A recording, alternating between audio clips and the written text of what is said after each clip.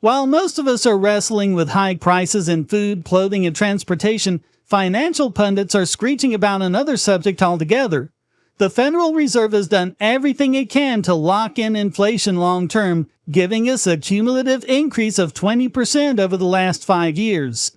With some items, it can be well over 30%, and we're seeing that continue throughout 2025. It happened despite Biden's Inflation Reduction Act.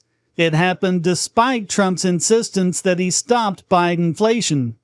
Independently, financial pundits worry about an AI bubble, same as the dot-com bubble. And there are similarities. We have malinvestment in AI-related industries like Nvidia, just as we did all of those dot-coms.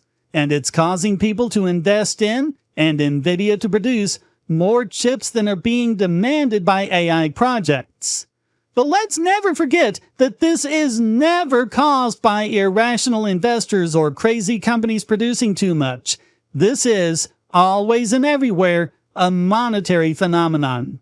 Or as economist Frank Shostak put it, inflation is not caused by the actions of private citizens, but by the government, by an artificial expansion of the money supply required to support deficit spending.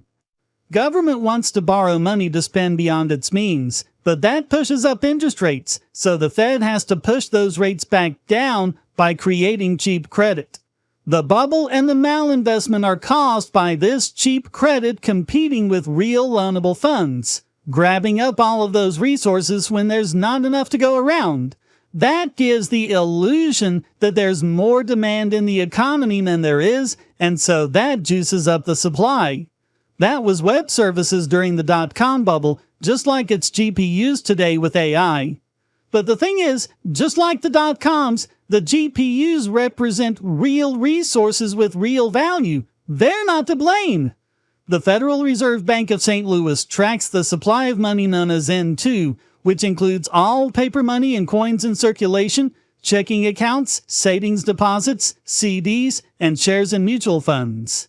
If you look at their graphs for M2, you see a steady increase up until COVID, where it shoots up at an unprecedented rate and doesn't stop until May of 2022.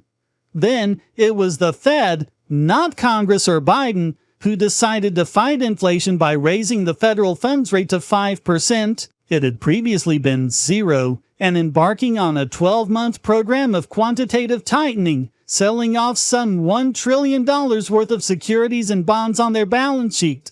That shrinks the money supply by the same amount as the Fed doesn't reissue that money back into circulation.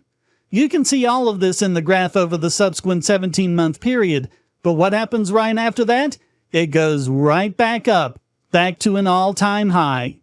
Not only did the quantitative tightening not undo all of COVID, the subsequent increase is at a much faster rate than before. Why? It's spending, stupid! Congress didn't pull back on their spendthriftiness. They didn't embark on a surplus program to pay down the COVID debt. And even though the Fed was able to offset that somewhat, they couldn't offset all of that, and as soon as they let go, the elastic sprung back to where Congress was pulling it. Government likes inflation because it can repay debt with less valuable dollars and use the proceeds to take out even more debt. The elites like inflation because they gain more from their crony relationship with government than what they lose from money being such a tiny portion of their assets. The poor and the middle class take on the burden and higher prices of the things they need to buy when wages just don't keep up.